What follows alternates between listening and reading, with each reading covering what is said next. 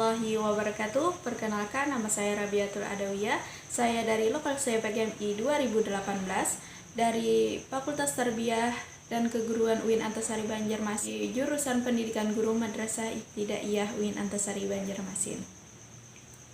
Alhamdulillahirabbil alamin, wassalatu wassalamu ala asyrafil anbiya'i wal mursalin sayyidina wa maulana Muhammadin wa ala alihi wa sahbihi ajma'in, amma ba'.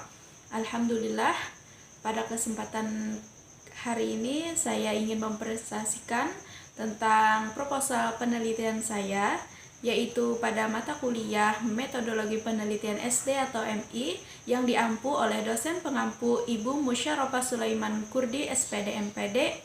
Pada kesempatan ini saya mengambil judul Pembelajaran Baca Tulis Al-Quran Daring DMI Ulumul Quran Rantau Badau Kabupaten Barito Kuala. Nah, jadi pada bab 1 pada proposal penelitian ini yaitu mengenai pendahuluan. Nah, di sini akan saya bahas mengenai latar belakang masalah, kemudian ada definisi istilah, fokus penelitian, tujuan penelitian, signifikansi penelitian, kemudian ada penelitian terdahulu, kemudian ada kerangka berpikir dan sistematika penulisan atau sistematika penelitian. Pada latar belakang mengenai proposal penelitian ini adalah Al-Quran merupakan pembelajaran PAI atau pendidikan agama Islam. Nah, jadi kita belajar Al-Quran ini disyariatkan untuk membaca ataupun menulisnya, karena belajar Al-Quran adalah merupakan suatu yang akan kita bawa ke akhirat nanti. Jadi ini adalah pembelajaran yang sangat mulia yang perlu kita laksanakan, atau ini akan menjadi kewajiban kita sebagai umat Islam dalam mempelajari ilmu Al-Quran atau dalam membacanya. Jadi mengenai latar belakang ini adalah berdasarkan hasil observasi yang sudah saya teliti pada kemarin, yaitu di MI Ulumul Quran Rantau Badau Kabupaten Barito Kuala. Nah, pada kegiatan ini proses pembelajaran baca tulis Al-Quran daring pada kegiatan yang baru-baru ini dilaksanakan karena pada saat ini kita terkena musibah, yaitu mengenai COVID-19. Nah, pada masa pandemi ini kita terpaksa atau situasi yang merubah segalanya, yaitu menjadi daring atau sistem online. Jadi termasuk kepada pembelajaran daring ini yaitu mengenai tentang baca tulis Al-Quran. Nah, jadi kenapa saya memilih judul tentang pembelajaran Al-Quran daring DMI Ulumul Quran Rantau Badau Kabupaten Barito Kuala ini adalah karena seperti yang kita lihat sekarang, ini adalah suatu judul yang sangat menarik kita teliti karena proses pembelajaran ini sangat berbeda dari sebelum-sebelumnya, karena pada sebelumnya itu kita melaksanakan seperti tatap muka. Nah, seperti langsung berinteraksi terhadap orang lain. Tapi pada saat sekarang ini kita menggunakan via online atau media sosial yang membantu pendidikan kita tetap berjalan dengan baik. Makanya saya mengambil tentang proses pembelajaran baca tulis Al-Quran daring ini, karena ini sangat menjadi daya tarik saya sebagai peneliti. Si istilah kemudian di sini ada mengenai tentang pembelajaran, yaitu tentang pembelajaran baca tulis Al-Quran serta ada pembelajaran daring. Pada pembelajaran ada pembelajaran baca tulis Al-Quran dan ada yang pembelajaran daring ini. Jadi pada definisi istilah dari ketiga ini adalah suatu proses pembelajaran yang akan dilaksanakan atau sudah dilaksanakan pada saat ini, yaitu pada situasi pandemi seperti ini. Nah, ini fokus penelitian yang saya ambil yaitu yang pertama mengenai tentang proses pembelajaran baca tulis Al-Quran daring di MI Ulumul Quran Rantau Badau Kabupaten Barito Kuala. Kemudian yang kedua yaitu mengenai faktor-faktor yang mempengaruhi proses pembelajaran baca tulis Al-Quran daring di MI Ulumul Quran Rantau Badau Kabupaten Barito Kuala. Mengenai fokus penelitian tadi, pasti kita mempunyai tujuan dari fokus tersebut. Jadi fokus penelitian tadi adalah yaitu yang pertama untuk mendeskripsikan proses pembelajaran daring di MI Ulumul Quran Rantau Badau Kabupaten Barito Kuala.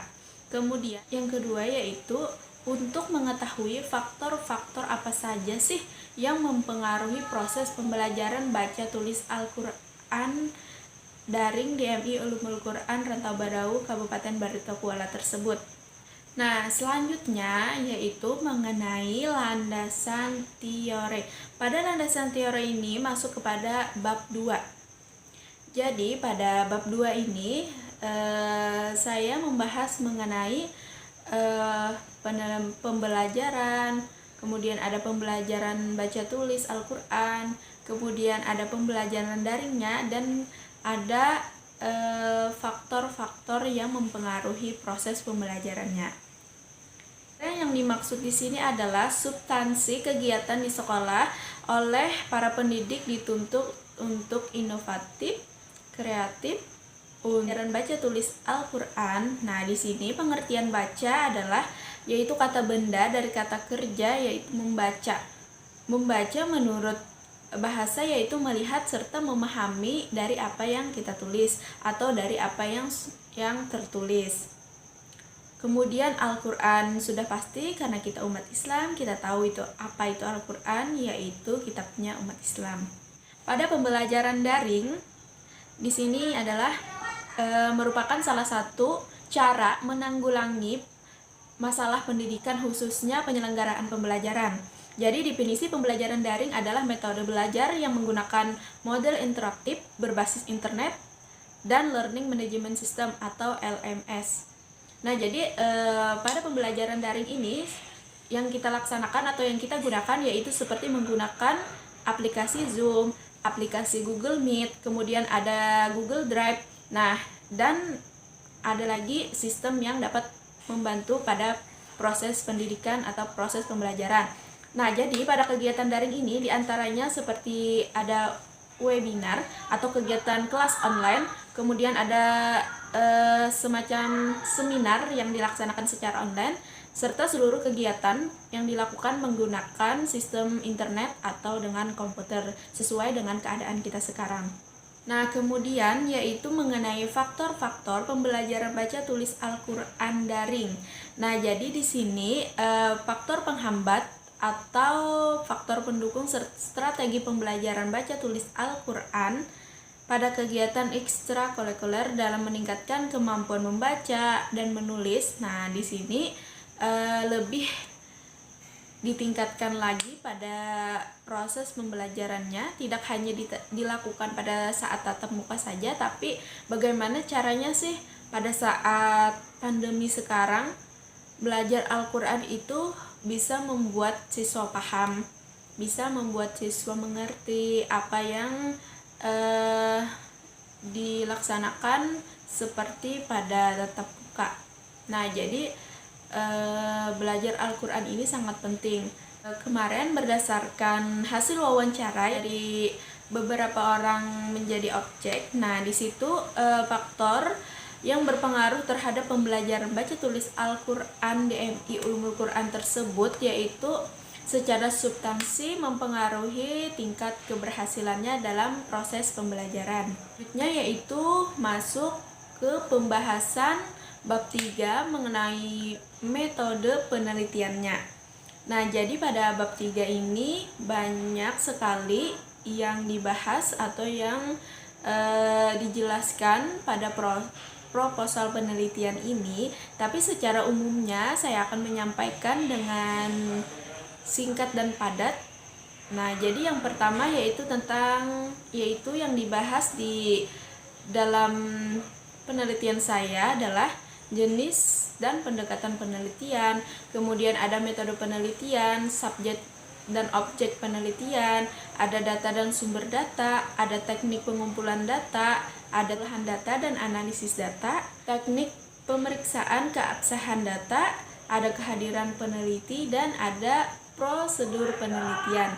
Nah, pada prosedur penelitian ini sudah mencapai puncak terakhir dari pembahasan penelitian.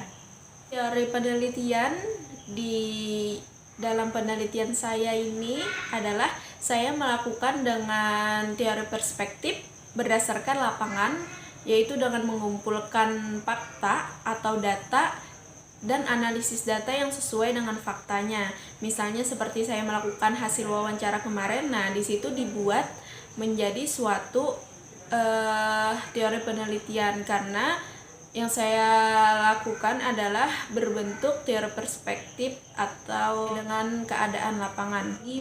Dan yang terakhir yaitu mengenai metodologi penelitiannya. Nah, jadi pada penelitian saya ini saya menggunakan metodologi penelitian kualitatif. Karena pada fokus permasalahan atau pengamatan yang saya lakukan secara mendalam di lapangan, yaitu saya menggunakan penelitian kualitatif ini menghasilkan kajian atau suatu fenomena yang lebih komprehensif dan nyata. Nah, jadi pada penelitian kualitatif saya ini yaitu saya akan mendeskripsikan tentang apa saja yang saya dapat di lapangan, baik itu melihat keadaannya atau kronologi saat di lapangan, serta cenderung menggunakan analisis yaitu sesuai fakta. Saya ucapkan terima kasih banyak. Apabila ada kekurangan dalam seminar proposal penelitian saya ini, saya ucapkan mohon maaf yang sebesar-besarnya dan terima kasih kepada kalian yang sudah menonton. Dan saya akhiri dengan ucapan wassalamualaikum warahmatullahi wabarakatuh.